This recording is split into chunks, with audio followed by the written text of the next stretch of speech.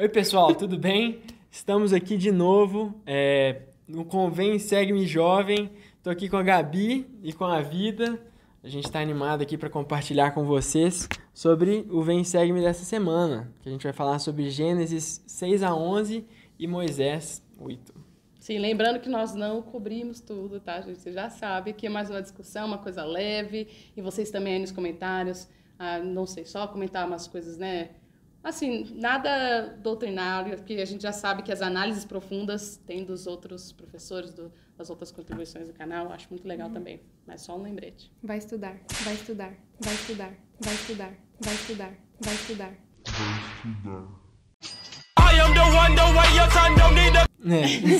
Estuda bastante. Estuda depois disso, ou antes disso. Nesses capítulos, agora que a gente está estudando, a gente aprende um pouquinho a respeito da história de Noé, né? E tem tanta coisa que a gente pode aprender com Noé, né, gente? Foi uma história muito profunda, apesar de ser uma história que a gente conhece desde sempre, né? Tem muita coisa que a gente pode aprender com essa história de Noé. Sim, exatamente. E a gente queria focar mais na parte de como a gente pode aplicar as escrituras, as palavras dos profetas na nossa vida, e também da parte, né, da obediência, porque a gente sabe que o que aconteceu, né? As pessoas não ouviram Noé, as pessoas não foram obedientes à palavra de um profeta do Senhor, não acreditaram nele. O que aconteceu? Todas as pessoas que não seguiram a ele, que é praticamente o mundo todo, acabou indo embora junto com a água. Então, a gente vai falar um pouquinho sobre isso e como isso se aplica a nós, né, hoje em dia também.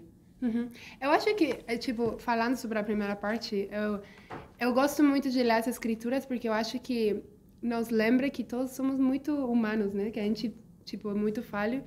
E eu gosto porque imagina se você vai ler as escrituras e escuta só de gente que é perfeita. Pois é. A gente não vai se sentir identificado, né? Então, eu gosto da parte de Noé, eu gosto do livro de Mormon, como a gente lê sobre os profetas, que eles passavam por momentos difíceis e que a gente também passa. Mas o importante disso é que no momento que a gente estuda as escrituras, a gente aprende deles e a gente vê os erros que a gente não tem que fazer, né? Com certeza. Eu acho que uma coisa muito interessante a respeito de Noé é que, muito parecido com a gente hoje, ele vivia num tempo onde as pessoas estavam com os corações afastados de Deus, né? Em volta dele, ninguém estava escutando, né, a voz de Deus. As pessoas estavam perdidas, né? E ele era um homem diferente, né?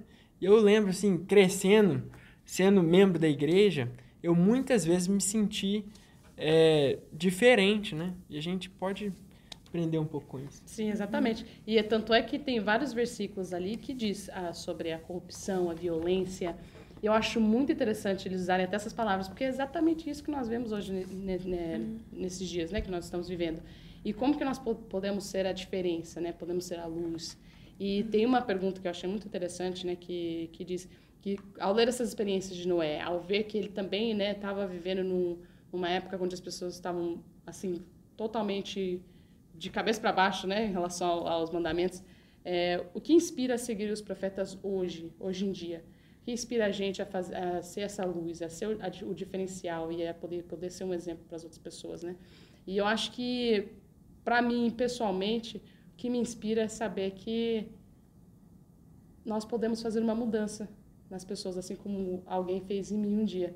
Por exemplo, há alguns anos atrás, quando eu conheci, né, uma família, inclusive, seu Zequinha, se você tivesse esse vídeo, seu Zequinha, você é o cara.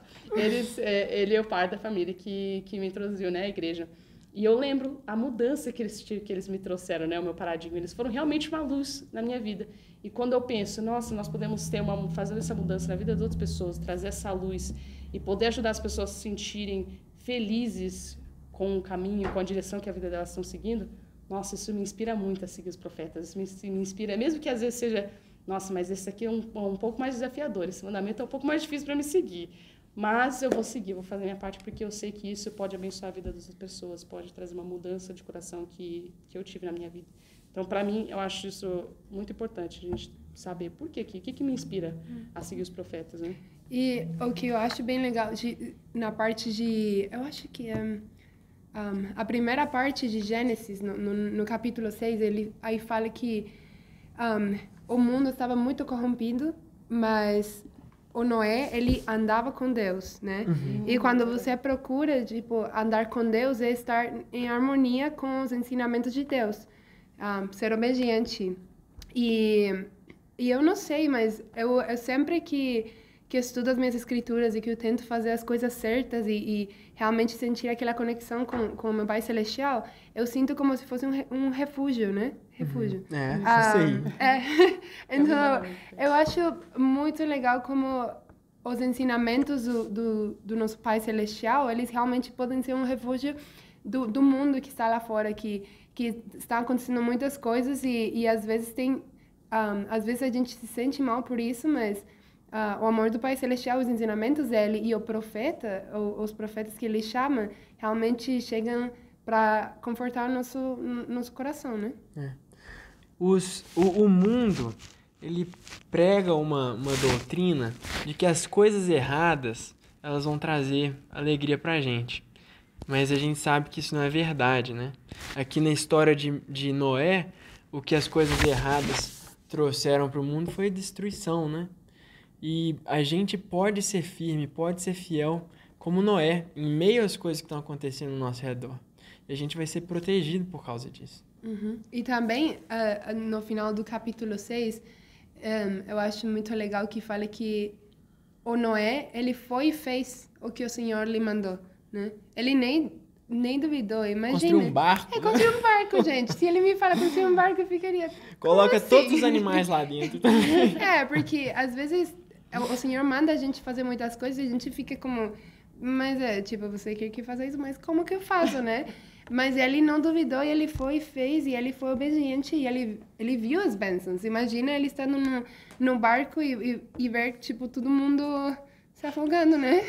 Nossa Como Senhora. É verdade. Bom, mas aí, ao decorrer desses capítulos, né, que nós estamos revisando, também toca no assunto sobre, né, a antiga Torre de Babel e como eles, né, a intenção deles era chegar até o céu, né, na concepção deles, né, eles iam chegar até onde Deus vive. E o que nós podemos aprender? Quais são algumas coisas que nós aprendemos com essa história, essa parte dessa história, pessoal? Vocês tiveram alguma coisa especial que... Então, eu fico pensando, né? Eu acho que tem até uma citação que eu acho que é do Elder Holland, né? Que fala que acho que não era exatamente que eles queriam simplesmente chegar no céu, né? Sim. Mas qual que era a intenção deles de construir essa torre para estar lá, né? Era para mostrar que eles não precisavam de Deus, né? Eu acho que eles queriam mostrar que eles não precisavam de Deus para fazer grandes coisas, né? Eles eram um povo muito iníquo, muito orgulhoso, né? E eles se cegaram por causa disso, né? E o que a gente vê nas escrituras e a gente vê na nossa vida é que quando a gente mas quando a gente tenta fazer parecer que a gente não precisa de Deus, ele sempre faz alguma coisa pra gente entender que a gente precisa mesmo. Agora vai, né? Pois é, caiu a torre, né? E é engraçado, nós vemos esse ciclo em todas as histórias das escrituras, onde as pessoas caem, né, nesse orgulho, em pensar que eles não precisam de Deus, que eles podem fazer as coisas grandiosas, como o Pedro falou, sozinhos. A gente vê isso hoje em dia também. Hoje em dia, quantas pessoas do mundo, né, dizem, não preciso de Deus, não preciso dessa conexão, eu posso ser uma pessoa independente, feliz e bem-sucedida sem Deus. Pode ser que você encontre uma certa felicidade, ou que a pessoa pode chamar de felicidade, mas a gente sabe que no final das contas, né, o Senhor, Ele quer o nosso bem. O Senhor quer que nós podemos ter uma vida eterna, não é só, né, imortalidade, mas sim uma vida eterna, feliz, duradoura. E eu achei importante a gente colocar isso hoje em dia, né? Como que isso se aplica a nós. Uma vida melhor. Uma vida melhor. Gente, eu adoro os trocadilhos que sempre vem assim no vídeo. Eu acho incrível. Mas, enfim. Bom, comentem aí embaixo como que vocês podem também deixarem esse orgulho de lado e como vocês podem ajudar as pessoas ao seu redor a deixar esse orgulho de lado e saberem que realmente o Senhor, Ele quer o nosso bem e nós sim precisamos dele na nossa vida. Com certeza. Mas muito obrigado por assistirem e participarem desse estudo com a gente. E é isso aí. Até a próxima semana, pessoal. Tchau! Tchau, tchau.